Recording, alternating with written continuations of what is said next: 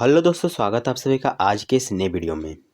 JPSC का exam जो कि 8 तारीख से स्टार्ट है, तो मैंने सोचा क्यों ना आप लोग को एक बार प्रीवियस ईयर से रूबरू करा दिया जाए, क्योंकि प्रीवियस ईयर को देख के ही आप ये अंदाज़ा लगा सकते हैं कि किस प्रकार के प्रश्न जेपीएससी में पूछे जाते हैं और हमें किस प्रकार की तैयारी और रणनीति अपनानी होगी। तो आज मैं आपके सामने लेकर आया हूँ सामान्य अध्ययन प्रश्न पत्र 1, जो कि जीके का होता है। ओके, तो एक बार आप देख लीजिए कि इस प्रकार का इसका पूरा क्वेश्चन पेपर होता है, जिसमें आपको टाइमिंग 2 घंटा और फुल मार्क 200 रहता है। यहाँ आपको कुछ इंस्ट्रक्शन देखने को मिलेगा और इंस्ट्रक्शन के बाद आपको यहाँ प्रश्न स्टार्ट हो जाता है। इधर आपको हिंदी और इधर आपको इंग्लिश में जो कि देखने को मिलेगा। तो फर्स्ट क्वेश्चन से हम स्टार्ट करते हैं। लिखा हुआ है क्या, निम्न में से किस जीव से अंगोरा ऊन प्राप्त की जाती है। तो एक ऊन का प्रजाति है अंगोरा, वो किस जाति से प्राप्त की जाती है, किस जीव की जाति से प्राप्त की जाती है। तो भेड़, बकरी, खरगोश या लोमड़ी। तो ये 4 ऑप्शन आपके सामने हैं। अगर आपको इनमें से किसी भी प्रश्न का आंसर आता है तो आप उसको कमेंट में लिखिएगा, नहीं तो फिर मैं आपको तो बता ही दूंगा। तो जैसे कि इसका सही आंसर खरगोश रहेगा। तो हमारा जो अंगोरा ऊन है वो खरगोश से प्राप्त की जाती है। नेक्स्ट क्वेश्चन आपके सामने है। लिखा हुआ है रैम। रैम का फुल फॉर्म आपको पता होना चाहिए, RAM access memory. Okay, RAM का मतलब रैंडम एक्सेस मेमोरी होता है। तो इसके बारे में निम्नलिखित में से कौन सा कथन सही नहीं है पूछ रहा है। तो ये आप जानते ही होंगे कि रैम के बारे में कौन सा कथन सही है। रैम एक, यहाँ पे देखिए, ये अगर आपको हिंदी समझ में नहीं आता है तो आप लोग एक बार इंग्लिश की ओर मुड़ सकते हैं। तो सी का मतलब यहाँ पर दिया हुआ, देखिए यहाँ पर वाष्पशील को हम कहते हैं वॉलेंटाइल मेमोरी। तो वॉलेंटाइल मेमोरी ये होता है। ओके, लेकिन यहाँ जो बी में ये लिखा हुआ है, बी में क्या लिखा हुआ है, RAM is like a hard disk storage. तो रैम एक हार्ड डिस्क स्टोरेज नहीं होता है। तो इसका सही आंसर बी हो जाएगा। ओके, नेक्स्ट क्वेश्चन है। किसी की शिकायत को व्यक्त करने के लिए वेबसाइटों का प्रयोग क्या कहलाता है। यानी मान लीजिए मैं किसी व्यक्ति के बारे में शिकायत दर्ज करना चाहता हूं, तो निम्नलिखित में से किस वेबसाइट का हम प्रयोग करेंगे। आपके पास ऑप्शन है 4 गो, अगर आपको पता है। देखिए यहाँ लेवल, देखिए क्वेश्चन का किस लेवल का है। तो मुझे पता है कि आप इसके बारे में क्वेश्चन का आंसर नहीं पता होगा। तो साइबर वेंटिंग इसका सही आंसर रहेगा। एक बार आप सिर्फ देखिए कि क्वेश्चन का लेवल क्या है। फिर बोल रहा है सेंट्रल प्रोसेसिंग यूनिट, जिसे हम सीपीयू कहते हैं, का कौन सा अंग गणन करता है तथा परिणाम देता है। तो एएलयू आप लोग जानते ही हैं। एएलयू का मतलब अर्थमेटिक लॉजिक यूनिट। कौन सा है, ऑप्शन डी, जो कि इसका सही आंसर है, जो कि गणना भी करता है और परिणाम भी निकालता है। सीपीयू का एएलयू जो कि गणना करने का कार्य करता है। नेक्स्ट क्वेश्चन है, ICAR डे कब मनाया जाता है। तो इसका सही आंसर होगा 16 जुलाई को। 16 जुलाई को ICAR डे मनाया जाता है।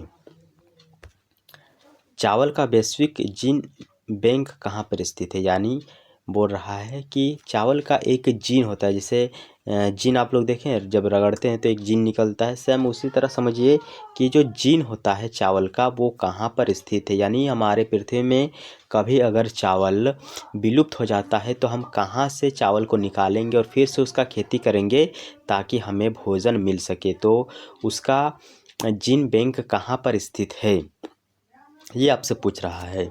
तो पुणे, न्यू दिल्ली में जो कि इसका जीन बैंक स्थित है। गन्ना क्या है आपसे पूछ रहा है। तो ये जो कि बायोलॉजी से प्रश्न पूछ दिया गया है। कम मतलब इंग्लिश देखिए, शॉर्ट डे प्लांट है या गन्ना क्या तुरंत उगता है, नहीं। लॉन्ग डे प्लांट है, डे नेचुरल प्लांट है या फोटोसिंथेसिस प्लांट है। तो आप एलिमेंट भी कर सकते हैं कि गन्ना जो होता है वो तो शॉर्ट डे में हमें देखने को नहीं मिलता है, या हमें लॉन्ग टर्म में देखने को मिलता है। बोलिए, एलिमिनेट करेंगे तो आपको क्या लगेगा कि ये गन्ना क्या है, एक शॉर्ट टर्म प्लांट है? तो जी हाँ, गन्ना एक शॉर्ट टर्म प्लांट है, आप इसमें एलिमिनेट नहीं कर सकते हैं। नेक्स्ट क्वेश्चन आपके सामने है, बोल रहा है क्या मक्के के भ्रूण में कितने गुणसूत्र पाए जाते हैं? तो मक्का जो होता है जिसको हम कहते हैं माइज भी कहते हैं, जो हम लोग खाते हैं, हमारा जौनहार जिसको हम लोग बोलते हैं, उसको जब हम लोग प्रयोगशाला में देखेंगे तो उसमें भ्रूणों की कुल कितनी गुणसूत्र पाई जाती है, यह आपसे पूछ रहा है। तो टोटल गुणसूत्रों की संख्या इसमें 30 हमें देखने को मिलेगा। नेक्स्ट है, व्यावसायिक खाने योग्य गेहूं में निम्न में से कौन सी जीनोमिक स्थिति पाई जाती है? यानी जो हम गेहूं खाते हैं उनमें कौन सा जीनोमिक स्थिति पाई जाती है? A B genome, A B C genome, A B C D genome या ए बी डी जीनोम, ये आपसे पूछ रहा है। तो जो हम लोग गन्ना खाता है उसमें सी अनुपस्थित रहता है, यानी सी नहीं रहता है, तो उसका सही आंसर रहेगा D, A B D genome हमें देखने को मिलता है जो हम लोग खाते हैं उस गेहूं में, जिसमें सी जीनोम नहीं रहता है। नेक्स्ट क्वेश्चन है, क्षारीय भूमियों को सुधारा जा सकता है? एल्कलाइन जो हमारा सॉइल होता है उसको हम कैसे सुधारेंगे, ये आपसे पूछ रहा है। चूने के प्रयोग से, जिप्सम के प्रयोग से, खारे पानी के प्रयोग से, या उपयुक्त में से कोई नहीं? तो आप इसको देखकर आराम से बता पाएंगे कि इसका सही आंसर क्या रहेगा। तो जिप्सम का अगर हम प्रयोग करेंगे तो हम जो क्षारीय युक्त भूमि है उसको हम सुधार सकते हैं। नेक्स्ट क्वेश्चन है, निम्नलिखित में से लोटा पहाड़ का मुख्य पहचान क्या है? जो लोटा पहाड़ होता है उसका मुख्य पहचान क्या है? तिलका मांझी का विद्रोह केंद्र था, तस्तरकालीन आदि मानव का केंद्र था, 1857 के सिपाही संग्राम का एक बड़ा केंद्र था, या कोल विद्रोह का बड़ा केंद्र था? जो हमारा लोटा पहाड़ है उसके बारे में आपसे पूछ रहा है। तो हमारा जो लोटा पहाड़ है, तिलका मांझी का जो तिलका मांझी था उसका विद्रोह का केंद्र था। ओके, तिलका मांझी का विद्रोह का केंद्र लोटा पहाड़ था। आगे है, जहांगीरनामा में छोटानागपुर के किस हाथी का उल्लेख किया है? तो हमारा जो जहांगीरनामा है उसमें छोटानागपुर राज के किस हाथी का उल्लेख किया है, ये आपसे पूछा है। तो मोती चंद्र, शरद चंद्र, नागपुरी, पीठो या श्यामचंद्र? ओके, तो इसका सही आंसर रहेगा शरद चंद्र। शरद चंद्र जो कि छोटानागपुर राज्य का हाथी का उल्लेख हमें जहांगीरनामा में देखने को मिलता है। नेक्स्ट क्वेश्चन है, 1857 के क्रांतिकारी गतिविधियों का प्रमुख केंद्र रोहिणी आज किस जिले में स्थित है?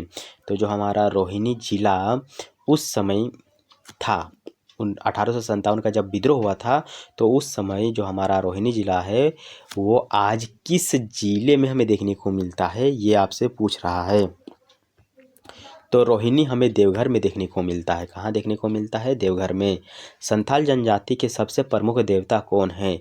हमारे संथाल जो जनजाति है झारखंड की सबसे बड़ी जनजाति भी है, और उनका जो प्रमुख देवता है वो कौन सा है, आपसे पूछा गया है। तो मरांग बुरू जो किसका पवित्र देवता, प्रमुख देवता माना जाता है। राजकुमारी कृष्ण आश्रम 1895 में बना था, ये किस शहर में स्थापित किया गया था? तो राजकुमारी कुष्ठ आश्रम कहाँ पे बनाया गया था, ये आपसे पूछा गया है। रांची में। ओके, रांची में कुष्ठ आश्रम बनाया गया है। हिलखड़िया समाज पंचायत से बड़ी संस्था को क्या कहा जाता है? तो हिलखड़िया समाज पंचायत से बड़ी संस्था को क्या कहा जाता है? उसको कहते हैं प्रहा। क्या कहा जाता है? प्रहा कहा जाता है। निम्नलिखित में से कौन गांव के प्रधान माने जाते थे? तो गांव का प्रधान कौन माना जाता था, ये आपसे पूछा है। तो खुटकट्टी रैयत। खुटकट्टी रैयत, देखिए खुटकट्टी शब्द होता है कि किसी क्षेत्र को जो पहले वन हुआ करता था उसको हम साफ करके वहाँ पर खेती करना, इसी को हम लोग कहते हैं खुटकट्टी जमीन। और वहाँ जो जमीन पे खेती करता था उसी को हम गांव का प्रधान मानते थे। देनदिरी एवं बिद्री संस्कार जुड़े हुए हैं, तो ये किससे जुड़े हुए हैं? उराव जन्मोत्सव से, किससे? उराव जन्मोत्सव से।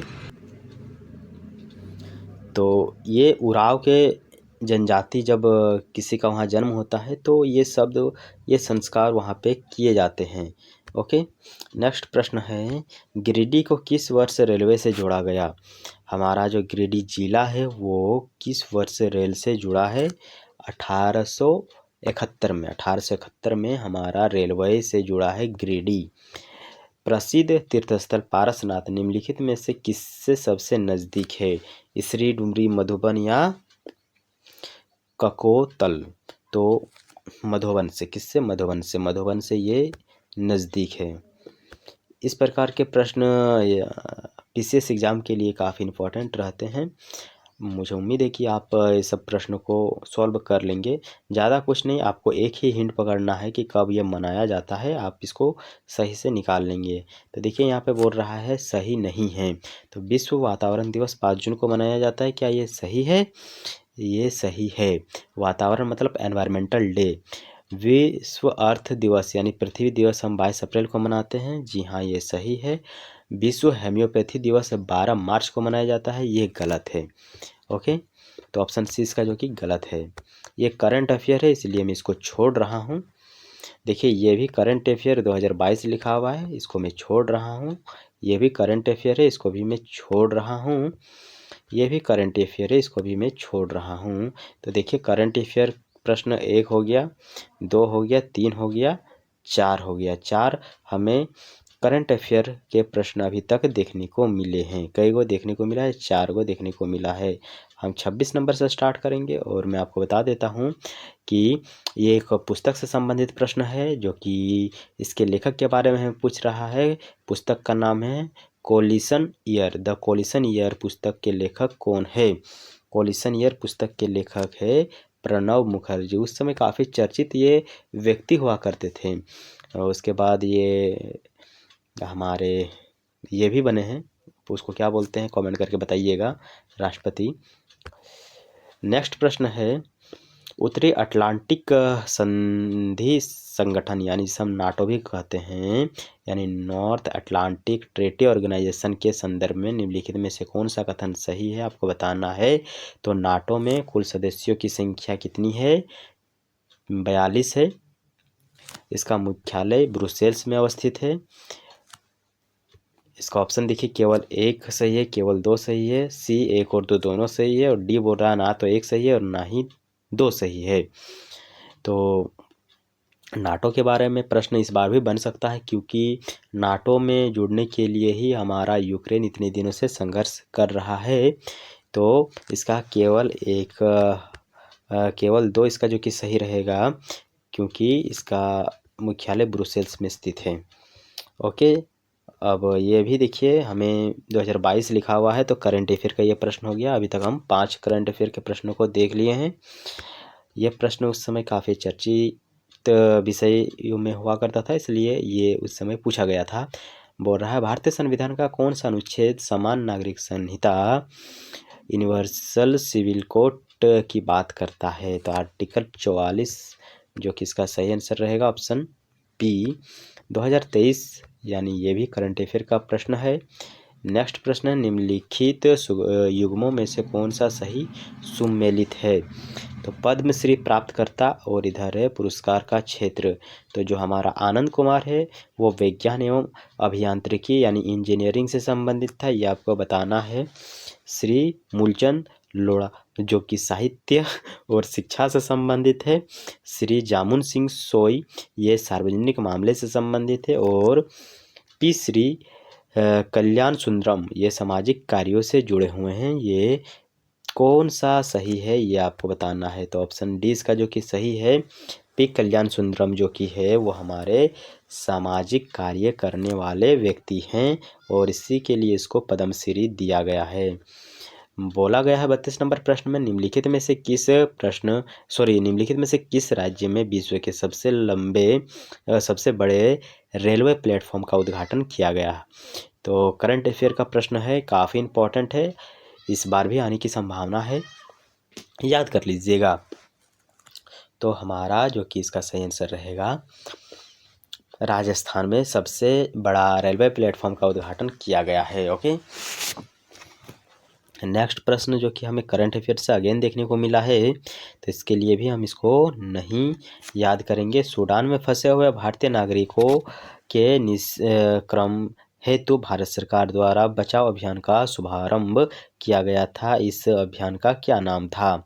ओके, तो हमारे सूडान में कुछ भारतीय भाई वहाँ के नागरिक फंसे हुए थे, तो भारत सरकार वहाँ उन लोगों को निकालने के लिए एक अभियान चलाया था। उस अभियान का नाम उस समय क्या रखा गया था? जैसे कि हम सिंदूर और उरी, ये सब कुछ हमें अभियान देखने को मिलता है जब हमारे सरकार किसी आतंकवादी या फिर कहीं से लोगों को निकालता है, तो इस सब हमें अभियानों का नाम याद करना पड़ता है, एग्जाम में पूछ लिया जाता है।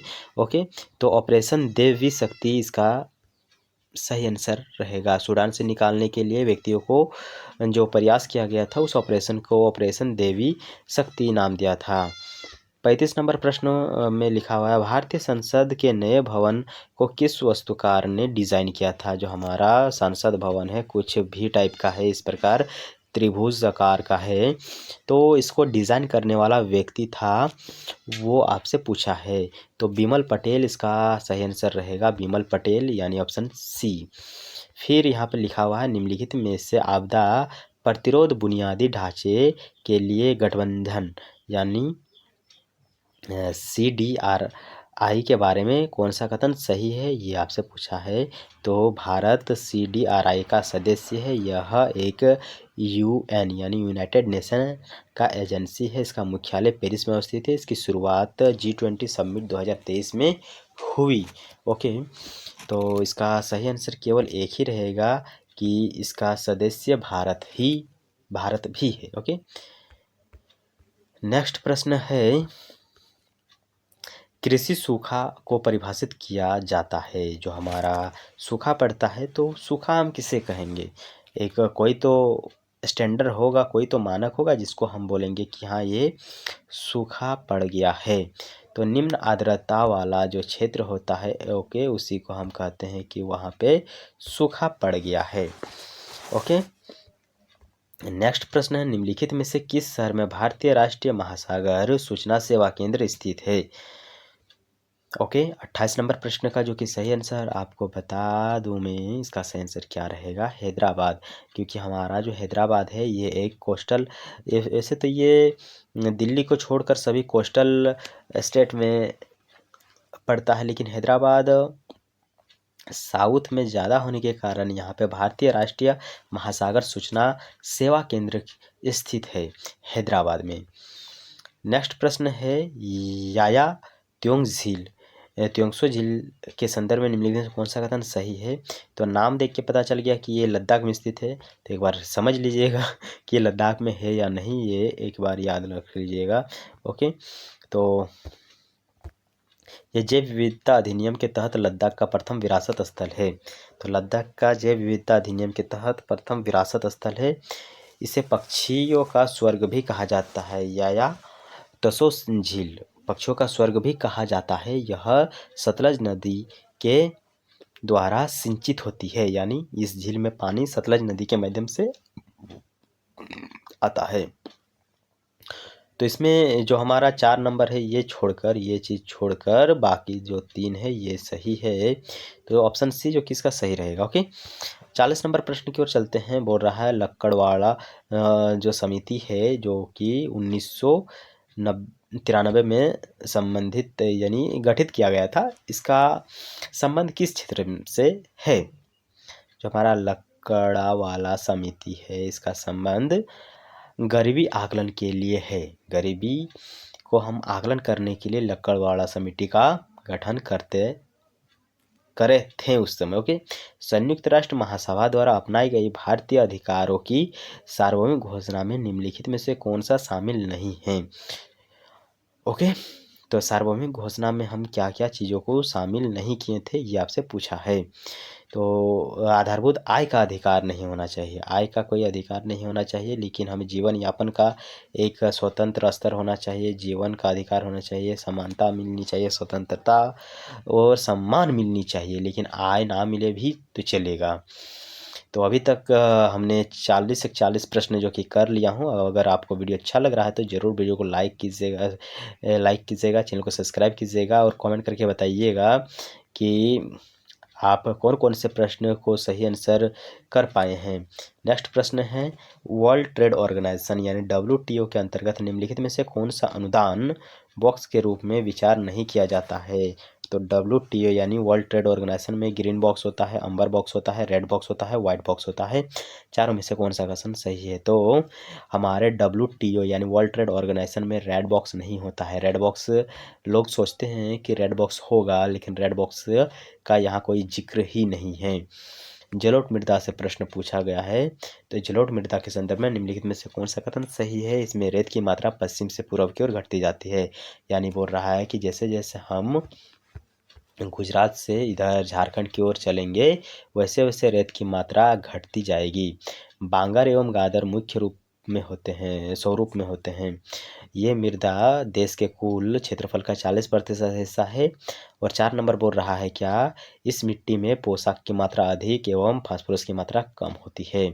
ओके, यहाँ पे मैं आपको सही से दिखाना चाहता हूँ कि ऑप्शन ABCD में कौन कौन से कथन सही हैं। ओके, तो इसका सही आंसर क्या रहने वाला है। तो बोल रहा है कि इसका सही आंसर सभी रहेगा। क्यों, क्योंकि जैसे जैसे हम गुजरात से यानी पश्चिम से पूर्व की ओर लौटते हैं, जाते हैं, तो हमें रेत की मात्रा कम होने को मिलती है। तभी तो हमारा इधर राजस्थान स्थित है। ओके, और इधर हमारा पश्चिम बंगाल हरा भरा है। इधर से देखिए, इधर से जब हमारा बंगाल की खाड़ी से जब हमारा चक्रवात उठता है तो इधर बारिश होते जाता है और इधर बारिश कम होते जाता है। इस कारण यहाँ पर रेत ज़्यादा, यहाँ रेत कम मिलता है। और आपको पता ही है कि जलोढ़ मृदा के 2 स्वरूप होते हैं, बांगर और खादर। और हमें भारत में सबसे ज़्यादा जलोढ़ मृदा ही देखने को मिलता है, लगभग 40%। और इस मिट्टी की एक खास बात यह है कि इसमें पोटास की मात्रा अधिक और फास्फोरस की मात्रा कम देखने को मिलती है। P4 potash, P4 potash, P4 potash, एक सेकेंड, पोटास जो कि ABCD में सबसे लास्ट में आता है, यानी अधिक अल्फ़ाबेट के बाद आता है, जबकि F4 फास्फोरस ये कम अल्फ़ाबेट के बाद आता है, इसलिए इसकी मात्रा कम है। इस प्रकार ट्रिक लगा के हम इसको याद कर सकते हैं। लिखा है PM कुसुम योजना का संबंध किस क्षेत्र से है। तो PM कुसुम योजना जो था ये हमें देखने को मिलता है कृषि सौर पंप व्यवस्था से। तो कृषि के लिए जो पंप सरकार व्यवस्थित करती थी, वे पंप की व्यवस्था करती थी, इसके लिए कुसुम योजना लाया गया था। नेक्स्ट प्रश्न है कि श्रम शक्ति सहभागिता दर को किस रूप में परिभाषित किया जाता है। तो श्रम शक्ति सहभागिता दर को किस रूप में परिभाषित किया जाता है। बेरोजगार संख्या के प्रति श्रम शक्ति का अनुपात। ऑप्शन बी, नियोजित एवं नियोजन के इच्छुक का कार्यशील आयु जनसंख्या के प्रति अनुपात। नियोजन एवं बेरोजगार की संख्या का अनुपात। ऑप्शन डी, प्रच्छन्न बेरोजगारी को छोड़कर श्रम शक्ति एवं नियोजन आयु वर्ग की संख्या का अनुपात। ओके, तो इसका सही आंसर ऑप्शन बी रहेगा। बी मतलब नियोजित एवं नियोजन के इच्छुक का कार्यशील आयु जनसंख्या के प्रति अनुपात। ओके, 46, विश्व सामाजिक सुरक्षा रिपोर्ट निम्नलिखित में से किसके द्वारा जारी किया जाता है। विश्व सामाजिक सुरक्षा रिपोर्ट किसके द्वारा जारी किया जाता है। तो इंटरनेशनल लेबर ऑर्गेनाइजेशन। ओके, तो सामाजिक सुरक्षा, तो लेबर को सुरक्षा देनी चाहिए क्योंकि वो हमारे लिए काम कर रहा है, इसलिए ILO के द्वारा ये जारी किया जाता है। नेक्स्ट प्रश्न है दोस्तों कि निम्नलिखित में से कौन सा कथन खराइट ऊँट के संबंध में सही है। यह लद्दाख में पाए जाने वाला दुर्लभ ऊँट की प्रजाति है। तो जो हमारा खराट ऊँट है वो दुर्लभ है, ये पूछ रहा है। इसका नाम स्थानीय शब्द खरार, जिसका अर्थ होता है नमकीन, से व्युत्पन्न हुआ है। अपनी चारागाह तक पहुंचने के लिए ये समुद्र में लंबी दूरी तय करता है और प्राचीन समय में इसका इस्तेमाल सिल्ट रूट के रूप में यानी क्षेत्र में किया होता था, मतलब किया जाता था। तो ये 4 जो कि कथन है और नीचे आपको ऑप्शन देखने को मिल रहा है। आपको बताना है केवल 1 और 3, केवल 2 और 3, केवल 1 और 4, और डी बोल रहा है 1, 2, 3 एवं 4 सभी। ओके, तो इसका सही आंसर रहेगा ऑप्शन सी, 1 और 4 इसका सही है। जो हमारा खराट ऊँट है वो सिल्क रूट में चला था और ये लद्दाख में पाए जाने वाला एक दुर्लभ ऊँट है। ओके, तो देखिए ना, सिल्क रूट आज का नहीं है, सिल्क रूट प्राचीन काल में इस्तेमाल होता था और उस समय अगर सिल्क रूट पे ये ऊँट अगर जाता था आता था तो सोचिए इसकी जो जनसंख्या है ऊँट की कितनी ज़्यादा कम हो गई है, इसीलिए इसको दुर्लभ कैटेगरी में रखा गया है।